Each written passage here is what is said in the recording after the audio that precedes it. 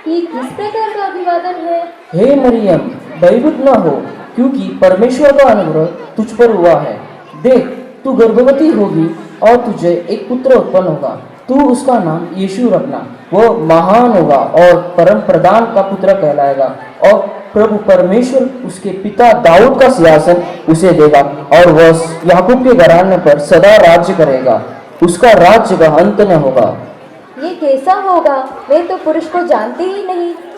पवित्र आत्मा तुझ पर उतरेगा और परम प्रधान की सामर्थ तुझ पर छाया करेगी। इसलिए वह पवित्र जो उत्पन्न होने वाला है परमेश्वर का पुत्र कहलाएगा।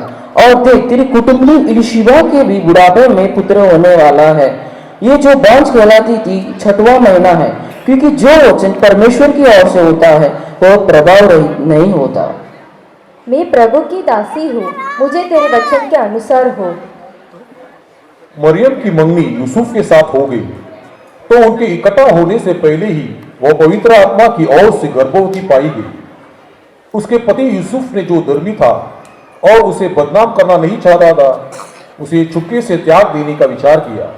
जब वो इन बातों को सोच में ही था, प्रभु का स्वर्गदूत उसे स्वप्न में दिखाई देकर कहने लगा, हे यूसुफ, दाऊद की संतान, तू अपनी पत्नी मरियम को अपने यहाँ ले आने से मत डर, क्योंकि जो उसके गर्भ में है वो पवित्र आत्मा की ओर से है। वह पुत्र जनेगी और तू उसका नाम यीशु रखना, क्योंकि वो अपने लोगों को उनके पापों से उद्धार करेगा। तब यूसुफ नींद से जाकर प्रभु के दूत की आज्ञा को सुनकर अपनी पत्नी को अपने यहाँ ले आया।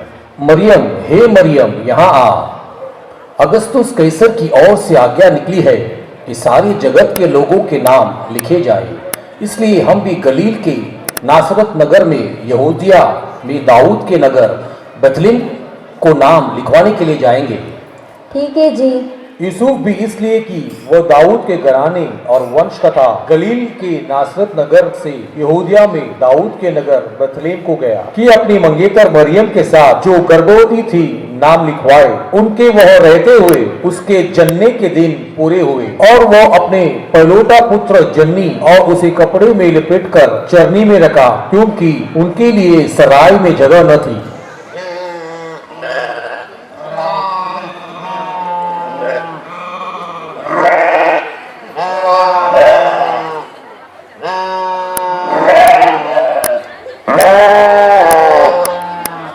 भागा भागा, पकड़ पकड़।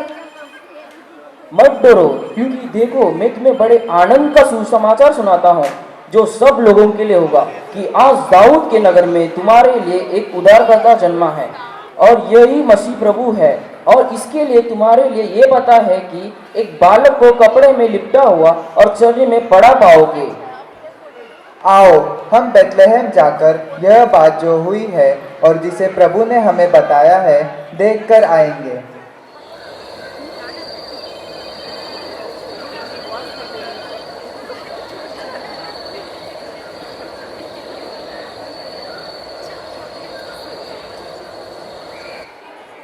भैया भैया, वहाँ देखो। हाँ भैया, ये क्या तारा है जो विभिन्न दिख रहा है? ये तो पुचुक तारा है। पुचुक तारा? ये कौन सा तारा है? ये तारा मामूली दिन दिखाई नहीं देता। फिर कब दिखाई देता है? पृथ्वी में कोई राजा जब जन्मा हो तो ये तारा दिखाई देता है। क्या मतलब, कोई राजा जन्मा है? हाँ, हम जाकर जो राजा जन्मा है उन्हें प्रणाम करके आएंगे। ठीक है, लेकिन कहाँ पर जाएंगे? राजा का जन्म तो किसी महल में हुआ होगा। चलो हम हेरोदेस राजा से जाकर पूछेंगे।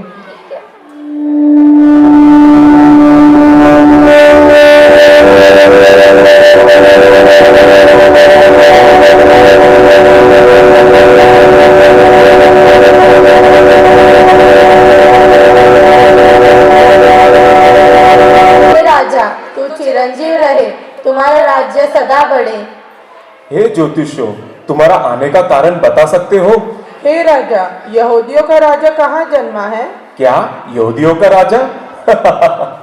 मैं ही तो राजा हूँ, और कौन राजा हो सकता है?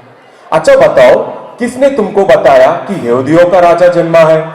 हे राजा, पूर्व में उसका तारा देखकर उसे प्रणाम करने आए हैं।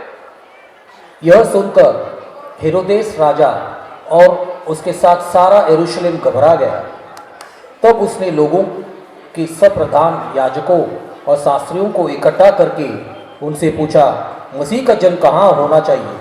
उन्होंने उनसे कहा, यहूदा के बेथलेहम में, क्योंकि भविष्यद्वक्ताओं के द्वारा यूँ लिखा गया है, हे बेथलेहम, तू जो यहूदों का प्रदेश में है, तू किसी भी रीति से यहूदा के अधिकारियों में सबसे छोटा नहीं, क्योंकि तुझ में से एक अधिपति निकलेगा जो मेरा प्रजा इज़राइल को रखवाली करेगा।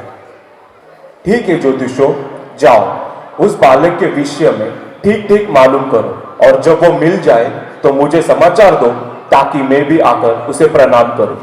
ठीक है राजा, प्रणाम। हम जाकर लौट आते हैं।